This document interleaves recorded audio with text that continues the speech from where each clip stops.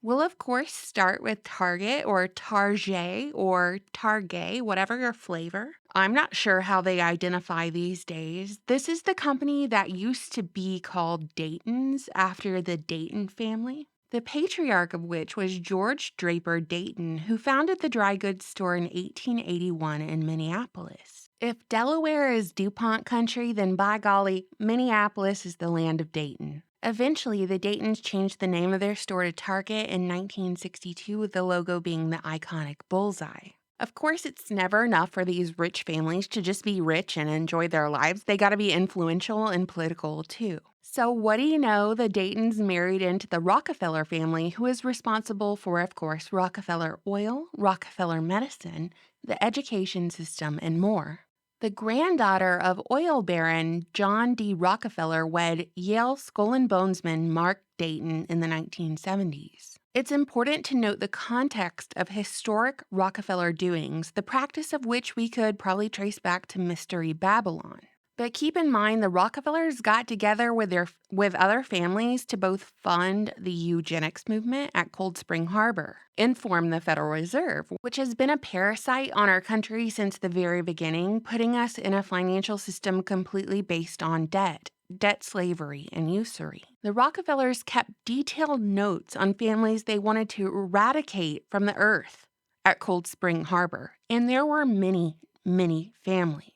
But when they got outed, the Rockefellers simply underwent a rebrand and dominated what is now the modern medicine movement, funding things like fertility vaccines and trying them out on unsuspecting populations across the world. Publishing their findings in their end-of-year reports, which are still published and pretty easy to find today. You can totally verify everything I've said. I talk about eugenics, Rockefeller eugenics, in great detail in my book, The Deep State Encyclopedia, but anyway, Mark Dayton, whose family owns Target, remember he married the Rockefeller granddaughter, became Minnesota's 40th governor running on the Democratic ticket. His Rockefeller wife funneled tens of millions of dollars into progressive politics. They had 2 sons together, but they eventually divorced, yet their quote-unquote progressive politics really did permeate Target corporate culture. I'm sure you remember the whole transgender bathroom debate of 2016. Target spearheaded the movement, stating that they welcome transgender team members and guests to use their restrooms or fitting room facility that corresponded with their gender identity. Of course, customers who disagreed boycotted the stores. Which brings us up to speed with everything, and we arrive at their 2023 Pride collection, which has caused so much controversy that Target in recent days has removed much of the collection from its shelves, stating that they're removing some merchandise celebrating Pride Month from the store shelves after facing a backlash against the products, including threats against the safety of its workers, which makes me roll my eyes so much because I highly doubt anyone is threatening the workers. But these folks love to play the perpetual victim. I'm going to roll the short video where I take you on a field trip to Target and show you the collection. Hey internet friends, y'all keep sending me this picture of the Target display at LGBTQ XYZ. And we're gonna go see if in Georgia, in North Georgia, they have this display. And we're gonna go see if it's as extremely diverse and accepting as you all say it is. All right, we've arrived at our side quest destination.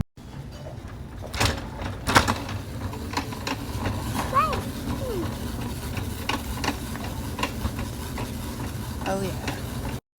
Queer liberation is for everyone. That's it. Oh no. In case your dogs are gay or trans.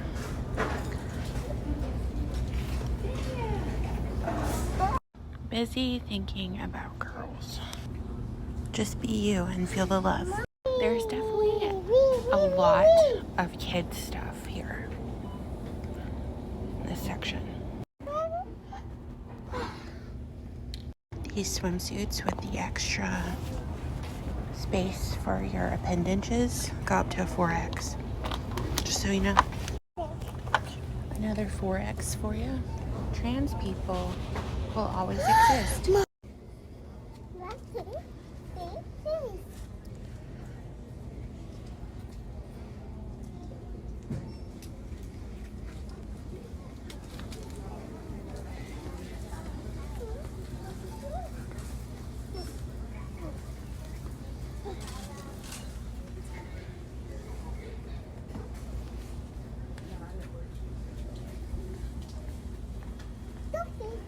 Unfortunately, I could not find the wheelchair trans person shirt. I'm very disappointed. Yay, our side quest has ended. We're leaving. Okay, we're back. I'm showing off my garden over here. I hate going to Target because it's like IKEA, you know, when you walk through the doors, I'm sure they're spraying something on you. At IKEA, it's the Cinnabon cookie smell. At Target, it's probably, I don't know, Monsanto Roundup and estrogen. Okay, starting to rain over here, but I feel like it's 50% kids' clothes over there in the Stunning and Brave section. 50% adult clothes. Don't love that. Feels like recruitment. I do wonder if half of the marketing plan is the outrage. They get you to discuss these topics. They get you to go in and look at everything. I don't know. I do wonder if that's part of the marketing plan. Target looks like it's in shambles, by the way. All the aisles it looks like Dollar General in there. Terrible. All right, that concludes the video. So I have to ask, is there a connection between the Rockefeller control of Target, their eugenics programs, their eugenics movements, and the promotion of the alphabet mafia, the rainbow mafia? Because I'm not saying this to be hateful, no way, no how. But when you are with the same sex, when you have hormones pumped into your veins since the time you're a child, you are not going to procreate. You are the end of your bloodline. And like I told you in a previous video, we can point to historical examples of gay and even trans communities throughout time, like Weimar Germany. But they were never presented as the majority or the norm. And the concept of gay and trans and sexuality was very much kept as an adult concept. One of the designers Target partnered with for their Pride collection, Prolin, sorry if I said that wrong. Quote, Prolin sells shirts, pens, and stickers with the design of a pastel goat head and the message Satan respects pronouns. The company also sells clothing that includes the phrase "we bash back" with a heart-shaped mace in the trans flag colors.